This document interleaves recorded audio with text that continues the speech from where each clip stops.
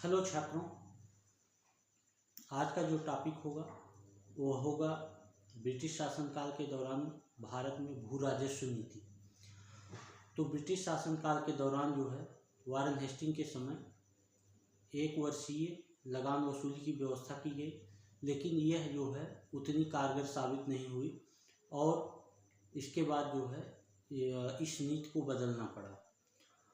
उसके बाद जो है वारेन हेस्टिंग के बाद कॉर्नवालिस आए, उन्होंने जमींदारी व्यवस्था को लागू किया, जिसका डिज़ाइन सर जॉन शोर ने तैयार किया था, जो 1793 में लागू किया गया। और यह 5 वर्षीय और 10 वर्षीय व्यवस्था थी लगान की, जिसको ऊंची बोली लगाने वाले जमींदार को 5 वर्ष के लिए या 10 वर्ष के लिए लगान वसूल करने का अधिकार प्राप्त हो जाता था।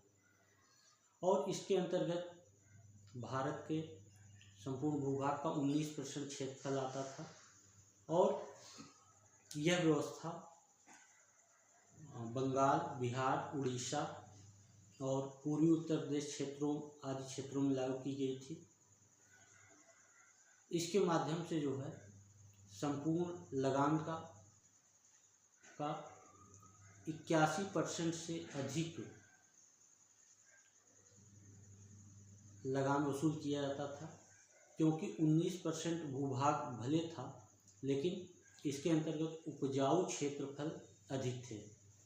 उपजाऊ क्षेत्रफल होने के कारण जो है लगान 81% से जितना आता था उससे अधिक लगान वसूल किया जाता था। दूसरी लगान व्यवस्था जो है वह थी रैयतवाड़ी व्यवस्था। यह जो 1820 में कर्नल रीड और मुनरो द्वारा विकसित किया गया था।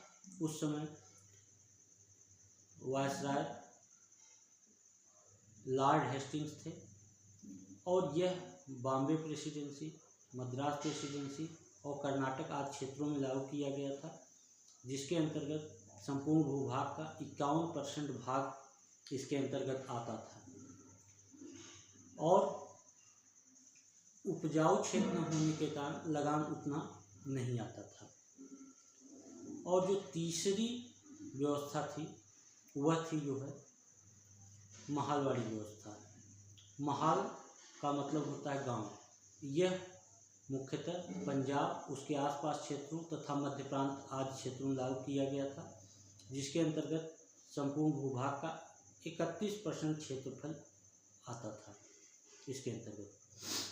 और महाल जैसा कि गांव आप लोग जानते हैं, महाल का मतलब होता है गांव, और गांव के मुखिया को ही लगान वसूल कर ब्रिटिश राजकोष में जमा करने की जिम्मेदारी दी गई थी।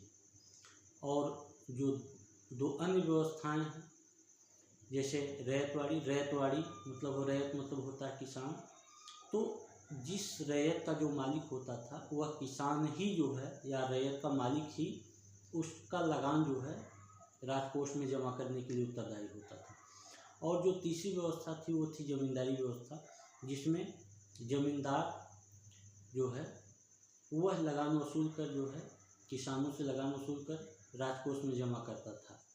यदि कभी आकस्मिक रूप से कोई आपदा या विपदा आ जाती थी जिससे लगान नियमित रूप से जमा नहीं हो पाता था, तो वह किसी बड़े जमींदार के माध्यम से जो है ऋण लेकर या साहूकार से ऋण लेकर राजकोष में जो है लगान जमा करवाता था। जब आपदा टल जाती थी तो वह नियमित रूप से किसानों से लगान वसूल कर जो है जमा करता था। लेकिन उस दौरान उस ज़मीन का मालिकाना हक बड़े ज़मींदार के पास चला जाता था और वह अब्सेंटी ज़मींदार की तरह जो है कार्य करता था। अब्सेंट लैंडलॉर्ड की अवधारणा वहीं से जो है सामने आई।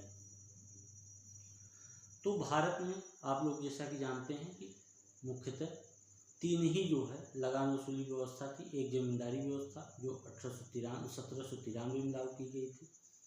दूसरी व्यवस्था रैयतवाड़ी व्यवस्था जो 1820 में लागू की गई थी।